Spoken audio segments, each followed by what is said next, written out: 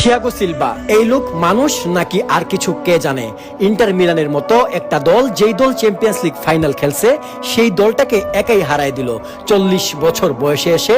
যেখানে অনেকে খেলাধুলা বাদ দিয়ে আরাম আয়েশে জীবন কাটাইতেছে, সেইখানে এই বয়সে এসেও এই লোকটা মাঠে খেলে যাচ্ছে।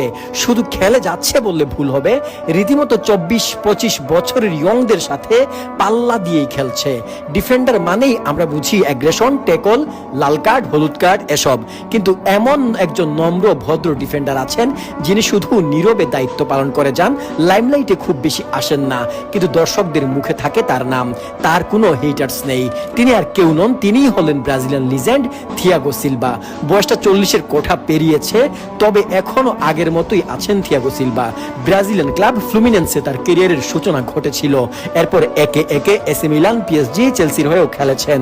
যেখানেই গেছেন সেখানেই ভক্তদের হৃদয় জয় করেছেন চ্যাম্পিয়ন্স লিগ শিরোপা, লিগ ওয়ান শিরোপা সহ আরো অনেক কিছু।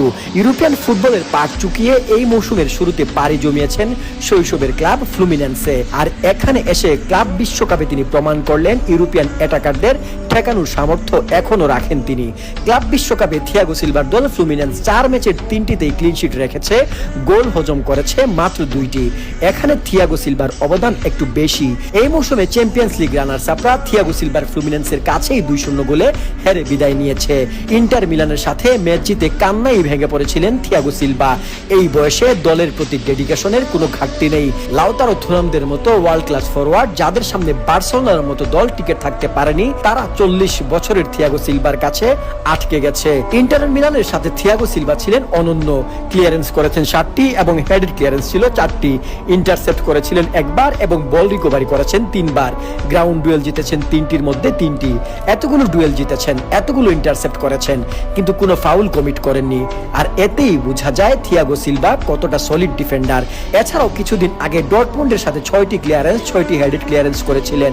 বল ইন্টারসেপ্ট করেছিলেন 3বার এবং রিকভারিও করেছিলেন 3বার। গ্রাউন্ড ডুয়েল 1টির মধ্যে 1টি জিতেছেন এবং এরিয়াল ডুয়েল 10টির মধ্যে জিতেছেন 8টি। কোনো ফাউল কমিট করেননি এই ব্রাজিলিয়ান সেন্টার ব্যাক। সেদিন জুলিয়ান ব্রাউন, করিম আদিয়েম, গুইরাসির মতো খেলোয়াড়রা 40 বছর বয়সী একজনের কাছে আত্মসমর্পণ করেছিল। সামনের ম্যাচ আল হিলালের সাথে জিততে পারলে থিয়াগো সিলভার ফ্লুমিনেন্স পৌঁছে যাবে ক্লাব বিশ্বকাপের সেমিফাইনালে সম্ভাব্য প্রতিপক্ষ চেলসি, যাদের আরেক ব্রাজিলিয়ান দল ফ্লামেঙ্গো হারিয়েছিল। সুতরাং থিয়াগো সিলভার কাছে অনেক সুযোগ দলকে নেতৃত্ব দিয়ে ফাইনালে তোলার।